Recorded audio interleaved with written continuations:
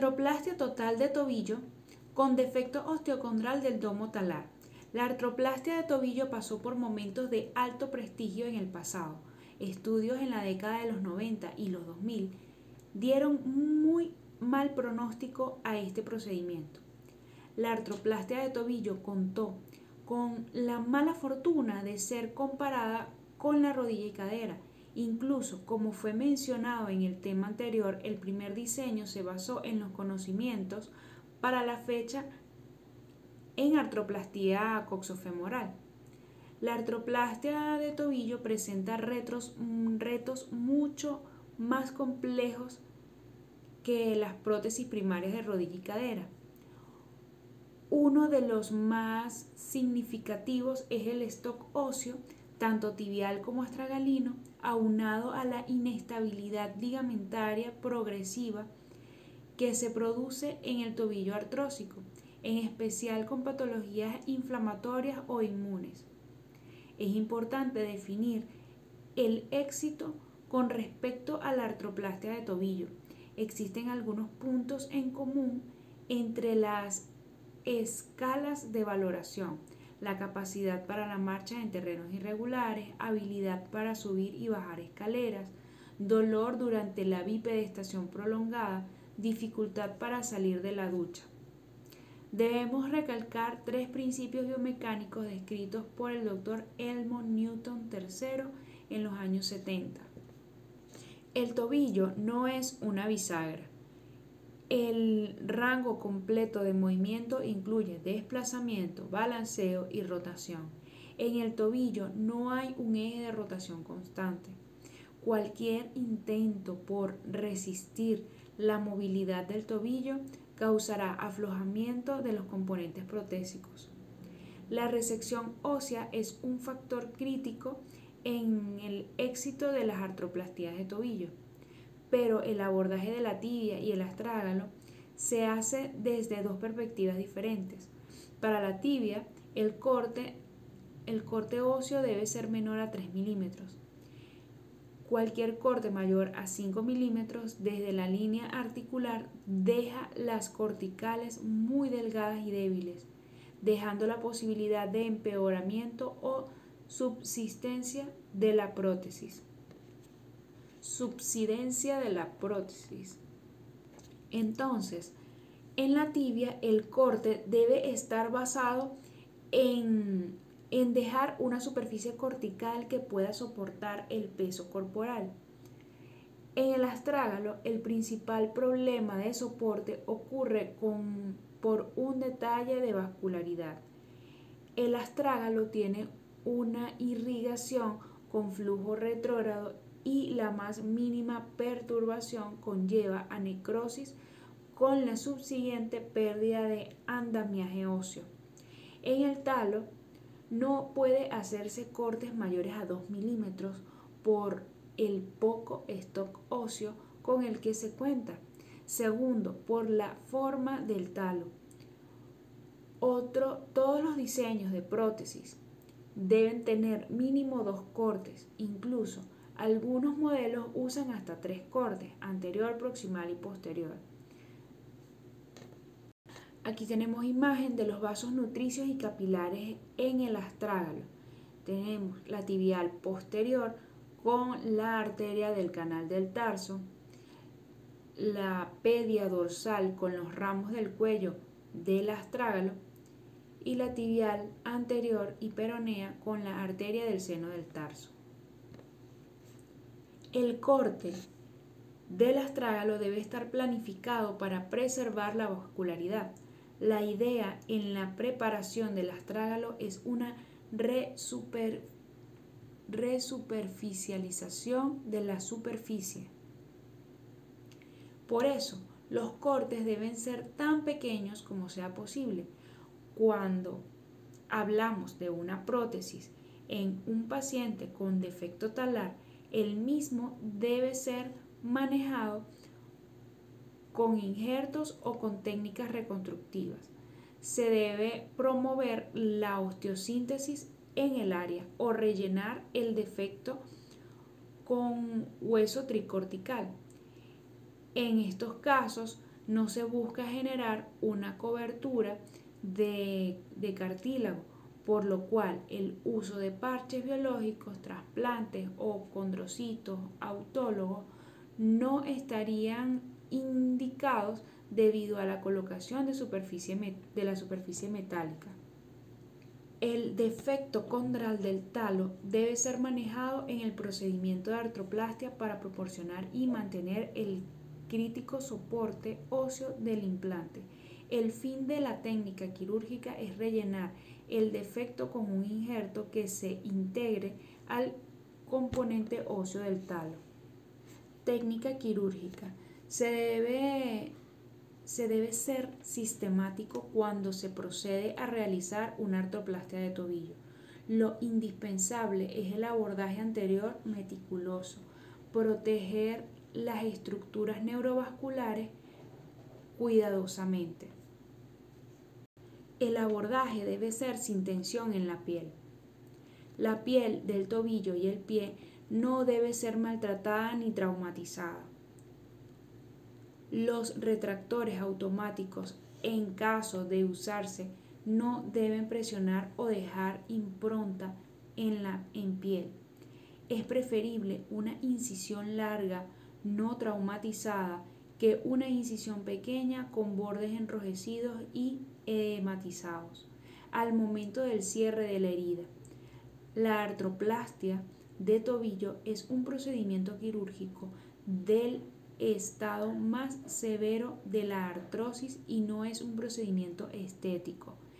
El objetivo del tratamiento es sintomático y funcional. Una vez se aborda el tobillo, se procede a trabajar sobre la tibia.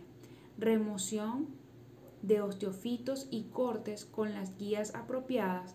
La línea de comenzar en la tibia es ganar el espacio de la articulación, además de guiar los cortes usando el eje tibial. Por eso, ya fue mencionado en temas anteriores que las deformidades angulares severas de la diáfisis tibial contraindican la artroplastia de tobillo. Luego de la tibia se va al domo astragalino, aunque tengamos el defecto evidente. Lo primero es hacer los cortes con las plantillas. Una vez hechos los cortes del astrágalo, se evalúa apropiadamente la lesión osteocondral, profundidad y diámetro. Las técnicas de reconstrucción no van dirigidas a la superficie articular, sino al soporte óseo. Se deben reavivar los bordes del defecto y microperforaciones. Luego colocar el injerto óseo. Aquí tenemos un ejemplo, Maxeus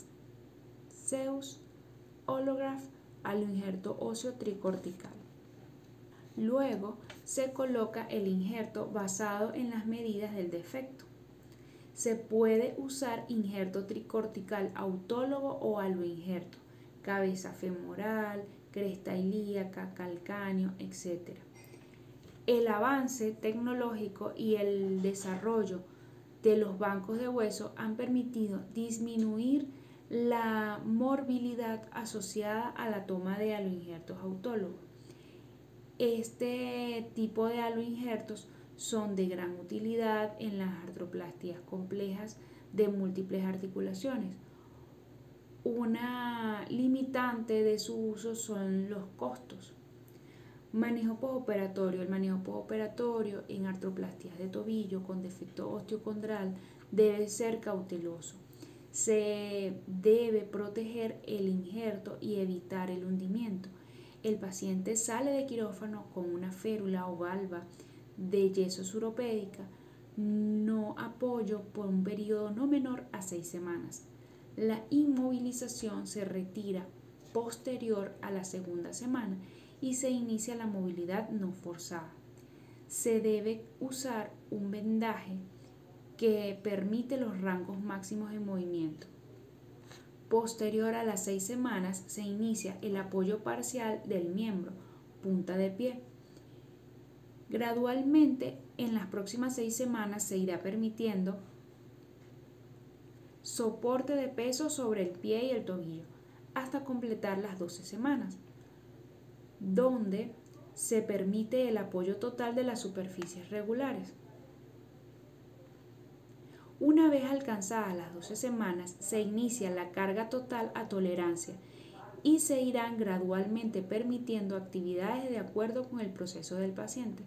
Con una artroplastia total de tobillo con defecto talar se necesita esperar alrededor de 6 meses para poder realizar actividades como trote, carrera o salto en caso de ser requerido por el paciente. Lo importante antes de actividades de alto impacto es caminar en superficies irregulares como arena, césped, superficies inclinadas, etc.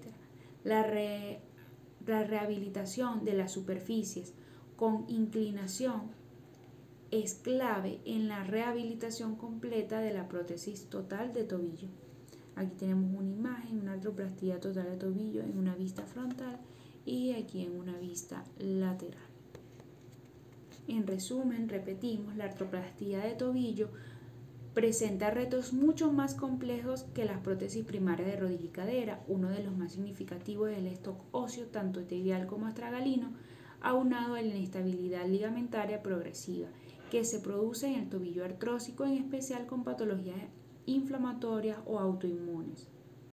Es importante definir el éxito con respecto a la artroplastia de tobillo: capacidad para la marcha en terrenos irregulares, habilidad para subir y bajar escaleras, dolor durante la bipedestación prolongada y dificultad para salir de la ducha.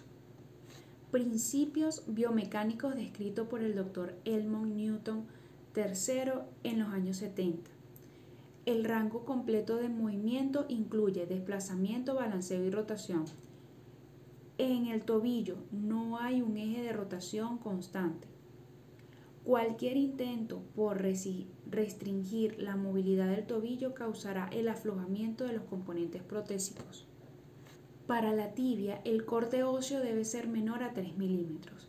Cualquier corte mayor a 5 milímetros desde la línea articular deja las corticales muy delgadas y débiles, dejando la posibilidad de empeoramiento o subsidencia de la prótesis. En el astrágalo, el principal problema de soporte ocurre por un detalle de la vascularidad. El astrágalo tiene una irrigación con flujo retrógrado y la más mínima perturbación conlleva a necrosis con la subsiguiente pérdida del andamiaje óseo. El corte del astrágalo debe estar planificado para preservar la vascularidad. La idea de la preparación del astrágalo es una resuperficialización de la superficie. Por eso los cortes deben ser tan pequeños como sea posible. Repito, el corte del astrágalo debe estar planificado para preservar la vascularidad. La idea en la preparación del astrágalo es una resuperficialización de la superficie. Por eso los cortes deben ser tan pequeños como sea posible. Todos los diseños de prótesis deben tener mínimo 2 cortes. Incluso algunos modelos usan hasta 3 cortes. Cortes superiores a 2 milímetros comprometen el stock óseo.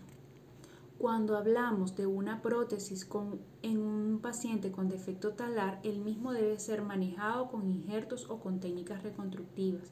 Se debe promover la osteogénesis en el área o rellenar el defecto con hueso tricortical. El defecto condral del talo debe ser manejado en el procedimiento de artroplastia para proporcionar y mantener el crítico soporte óseo del implante. El fin de la técnica quirúrgica es rellenar el defecto con un injerto que se integre al componente óseo del talo. Es decir, se debe usar una técnica que promueva la osteogénesis. Muchas gracias.